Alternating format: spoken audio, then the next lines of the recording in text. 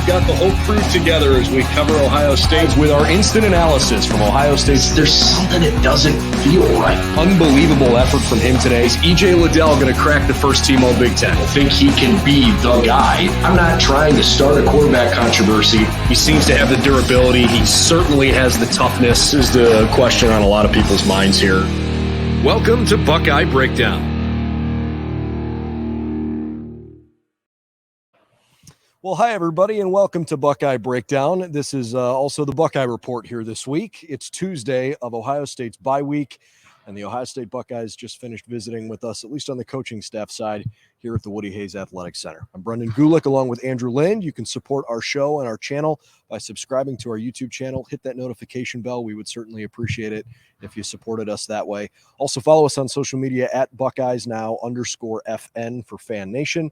We are part of the Sports Illustrated Media Group. Look, a fun day, I think, because there's not the pressure of game week for the coaches. So we got some answers that were maybe even more lighthearted than usual. We talked to Ryan Day, defensive coordinator Jim Knowles, and then two position coaches on the defensive line, Larry Johnson. And then we also visited with Justin Fry, the offensive line coach in his first year at Ohio State. Ryan Day, he's got a program here that's buzzing right now. They're certainly playing at a high level.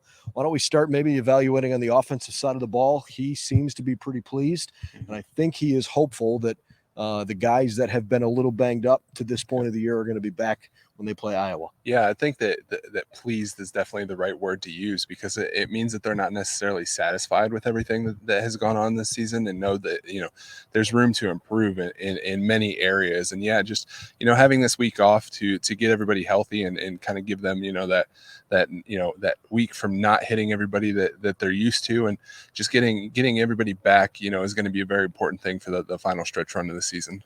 Oh, look. Marvin Harrison working out behind us. If you're listening to this afterward, you can find it on our YouTube channel. He might be standing behind Andrew at the moment, but I promise you, Marvin Harrison, just as Ryan Day had mentioned in the postgame press conference on Saturday, he said, it's kind of ridiculous. He goes, I don't want to embarrass Marvin, but he's obviously got talent. But when you put in the extra work and you combine that with an elite skill set, you get the kinds of results we've seen from him so far this year. And Ryan Day has pointed out that several times this year, he'll just be walking through the facility, and wouldn't you know it, Marvin's out here working sometimes by himself, sometimes with a teammate or two. He is setting an exceptionally high bar. Yeah, I mean, we obviously know where he gets it from, because all you have to do is look at his namesake and see what his dad did in the NFL for many, many years. And yeah, for him to be able to watch that happen and see what it took to be successful at the highest level, like, he's obviously going to put, forth that same effort. And yeah, I mean, I think it's one of those things that you don't really see unless you're in this building, because, fans from the outside, they're not given that, behind the curtain view of what goes on in the Woody. But at the same time, like, for him to be out here with nobody else around, it's not like he's doing it because we're out here. He's doing it before we came out here, and he's going to do it well after we leave. So yeah, it's just a matter of, him doing these things, knowing what it takes to be successful. And then that obviously translates to the field. It's fun because you look at a guy that plays that position, and how often do you see at the NFL level that maybe some of the prima donnas in the NFL play wide receiver? You have a hard time teaching somebody the desire to work hard. And I think that's one of the reasons why we've seen so many Ohio State players have really high success when they go to the NFL, because they learn the right work habits here. It starts before they get here. You got to recruit the right kind of kid. And these coaches have done a good job evaluating high school talent to know, hey, this is the kid that is going to work hard. But once they get here and they have the resources, you see the results you do on Saturdays because they're doing stuff like this. Yeah, and obviously adding Brian Hartline to that, who had a lengthy career in the NFL, he's also a testimony to that, and he can say, well, not only in Marvin's case did your dad have a long successful career, I also had a long successful career, and then to show them and show them many different angles. It's not just his dad who's telling him these things; it's also his coach, and then he's also being able to take those things and apply them to the field and say, you know what, I have two people who are telling me exactly what I need to do. I better follow that. What do you think of Ryan Day's comments about how he wants to approach the bye this week? Yeah, I mean, I think it's just it kind of goes without saying that having a week off in the middle of the season is important from a health standpoint, but then to also kind of say, hey, you know, there's areas that we need to improve, and we should take this time, this extra week that we have, to be prepared for those final 6 weeks. It's kind of like Jim Knowles said about installing, you know, parts of the scheme as well. It's not something that you do immediately that week, but it's kind of a cumulative thing of throughout the season and building toward that. So I think this off week is kind of that same mentality. I think there's got to be a challenging balance that these guys are striking, because we saw last year, and certainly in prior years, what can happen if you slip up, right? You have to strike that balance of living in the moment, preparing for this opponent, and making sure that you haven't left any stone unturned when you are scouting the team you're playing in T-minus 7 days.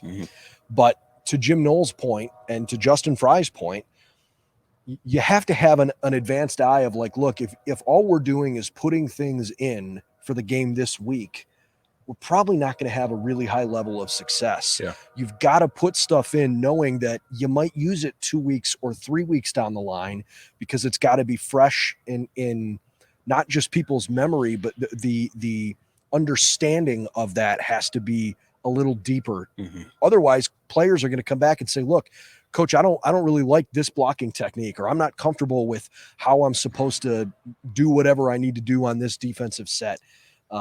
So yeah, that's why it's a full team effort as a coaching staff to make sure they know what they're doing. Yeah, no, I mean, I think that just kind of goes back to the importance of fall camp and even spring practice, because you really want to get that foundation set at that point, and then kind of tweak things here week to week based upon your opponents and those kind of things. But really, there's not much that you can add in terms of a 3 practices a week. You have Sunday to watch film, you have Monday the players get off, Tuesday you're in here, Wednesday you're in here, Thursday you're in here, Friday's a little bit lighter, and it's like, how much are you really able to add in those 3 days of practice, where it's more just about more or less refining the edges, if you will, of what you learned in the off season.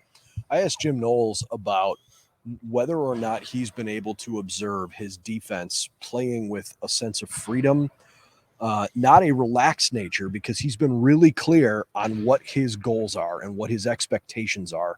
I'm sure he's not coaching this, but I wonder how much easier it can be to be a defensive player on a team that scores 6 or 7 touchdowns a game, no matter who they're playing. And he even acknowledged, he goes, look, it's almost my job to try to coach that out of them, because I want them to be so locked in on the moment. But he goes, if I were a defensive player and I know my offense is going to score 40 points, it probably does take a little pressure off you. Yeah, but I think that, on the flip side of what I just said, I think that that's where those 3 days each week come in handy, because you're going against that offense, and you may not be challenged on a Saturday, because it's going to be very difficult to challenge this team, even defensively.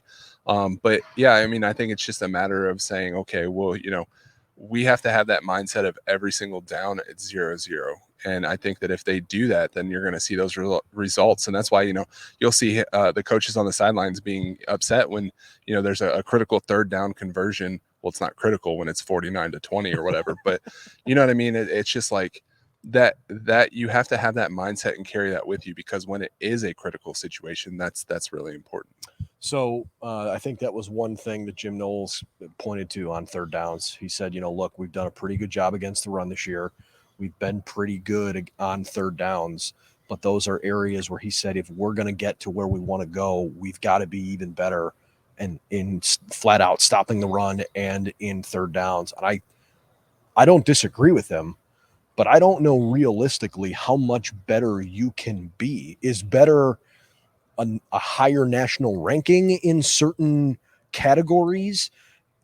I don't know if that's a fair assessment. It's got to be more of a statistical thing, but I mean, gosh, going into last week's game, I mean, opponents were converting 27% of their 3rd downs, and Michigan State was less than that, so it had to have gone down. I mean, if you're getting off the field 3 out of 4 times on 3rd down, and giving the ball to that offense, you're not going to lose. Well, I get what he's saying, though, because it goes back to that mindset, though, of like, you just want to be the best. And I mean, ideally, like, what he wants is 100% getting off the field. Sure. Like they're not, and he's not going to be happy until that. But that's a great mindset to have. And I do wonder if it maybe goes a little bit further, distance wise, if they're giving up a little bit more on short third downs, maybe he wants to be, better in that aspect. But yeah, I think, it's just a refreshing mindset to see him have, because really, you want this defense to be as great as possible. And if the defense has to carry the game one day and the offense just doesn't work for whatever reason,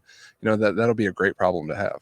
And it would be cool to see the defense give that same feeling to the offense, where if for whatever reason they sputter and they don't hit lots of the big plays that they've been hitting, for the offense to be able to say, hey, look, take a deep breath because the defense is playing really well today and we can withstand this. Yeah.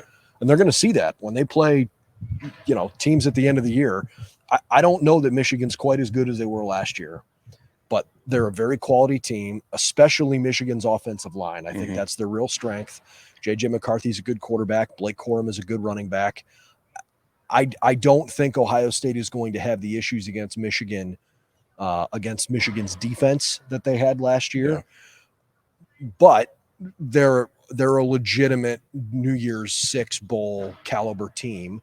And whoever you play beyond that, look, this could potentially be a preview in 2 weeks here of a Big Ten championship game if Iowa can figure it out at all, because the West feels wide open. Iowa's defense is one of the best defensive units in the country. If they can get their offense to move the ball whatsoever, they might find themselves back in Indianapolis. Yeah, I think the only issue with that, though, is that they already have 2 Big Ten losses, and if they lose this week, that's 3 with 5 weeks to go. That's even with how Illinois is playing right now. I think that with them having the head-to-head too, that kind of gives them a little bit of a little bit of an advantage there. But really, I think that we'll find out a lot about Michigan and Penn State both this weekend, because they obviously go head-to-head. And yeah, I mean, I think that it's easy for us to say right now that we don't expect Michigan to give them as big of a game as they did last year, but we weren't necessarily saying that even leading up to the Michigan game last year, that we were expecting that from them. So yeah, I mean, I think that there are different things that, their offensive line's playing well. McCarthy has the dual threat ability that, Toledo's quarterback kind of gave him a little bit of issues with, and Corum is obviously playing really well too. So yeah, I think that, this is all obviously leading up to that game. Like, nobody expects them to lose before that, even if Penn State happens to beat Michigan, this week. Obviously, in 2 weeks, that that's going to be a really big game too, with Ohio State going on the road. I mean, luckily they're not going to have to play them at night, So yeah, I think it's just, like I said, it's really building toward that. And I think that when it gets to the Michigan game, you're going to have to see that defense, make a play that you're like, okay, well, this is why they're winning the game. I don't have any official behind-the-scenes info on this, but I think you can probably bank on Ohio State, Penn State being a noon kick. It's Saturday of what would be Game 2 of the World Series, televised by Fox. I'm pretty sure Fox has the first pick of games that week. They're going to pick that game, and I would have to think they're going to put it early enough in the day. So I think the Buckeyes are going to have back-to-back noon kicks here, if that helps you plan your Saturday. It's probably going to be the rest of the season, quite honestly. Yeah. I mean, I don't expect Northwestern to be a big noon game. But they've played night games against Northwestern before, which has left everybody scratching their head. So I'd say, especially, I just think that, with Ohio State not having they've only had one game on Fox so far this year. Right. And I think just the back half of the schedule, they're going to really want to put them in that time slot. Gus and Joel, for a long time, almost felt like Ohio State's home team announcers. They haven't done a game yet this year. We're 6 games in. We've seen Fowler and Herb Street and Holly Rowe do 3 of the 6. They've been in Ann Arbor most of the games, and obviously they'll be up in Ann Arbor again for Penn State this weekend too. Yep, looking forward to Ohio State playing some meaningful games here in the second half of the year. Let's talk real quick about the defensive line coaches. Just your biggest takeaway from Larry Johnson and Justin Fry. Yeah, I thought it was interesting that he was asked today about who was the alpha dog on the defense, which we've kind of seen Mike Hall become that. But then he said that he'd like to see them kind of run in a pack, which I thought was really interesting, and just that he doesn't want just one guy to be standing out. We've seen that in the past. Everybody's like, oh, well, where's the Chase Young of this group? But at the same time, if you have 5-6 guys rotating in, becoming those alpha dogs each individually, like, they're going to take over a game. And I think that, from just what Knowles had to say, I think, it's just a matter of, wanting to continue to improve and get better in every single facet. And I think that if they keep doing that, this defense is really only going to get better. it's hard to pinpoint one particular guy that has really stuck out on the defensive line because for so many reasons they all have. I mean, Mike Hall seems like the obvious choice. He's having a monster season, and we talked preseason about wanting to see better interior defensive line play from them. But I think Zach Harrison's been almost a pleasant surprise this year. Zach's had a good career, but not an elite career, and he is certainly creeping up as an elite level player with the way he's produced this year.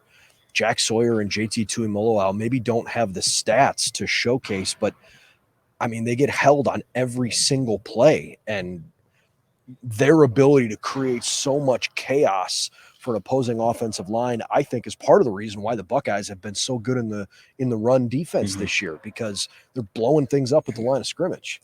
Yeah, and to me, Harrison is really a perfect example of this. And I kind of want to reference on Thursday night, we saw the Colts and the Broncos play. And Baron Brown. I mean, it's football. So, I mean, it's better than awful game. It's better than nothing. But, I mean, it's kind of like pizza. I mean, I guess. There's no such thing as bad pizza. There's really no such thing as bad football. Fair enough. But Baron Browning, for example, was here for 4 years, and it never felt like he was able to really find a place on this defense. He wasn't put in good situations by whoever was the coordinator at the time. I know he had several different coordinators. But then he goes off to the NFL. They figure out, hey, he's a rusher, you know, and he was wrecking havoc on Thursday night before he had gotten injured. And I think the same thing kind of goes with Zach too. It's like, you know, they didn't necessarily know how to use him. He always had the talent. He always had the abilities. But it wasn't like they weren't able to unlock whatever that Jim Knowles has unlocked in him. You know, just the confidence, the playing freely, all that kind of stuff. And I just think that it really goes to show just how good of a coach that Knowles is. He's been awesome. He has certainly lived up to the hype, and he's done his job extremely well. The guys are responding well and seem to really like playing for him, which has been great.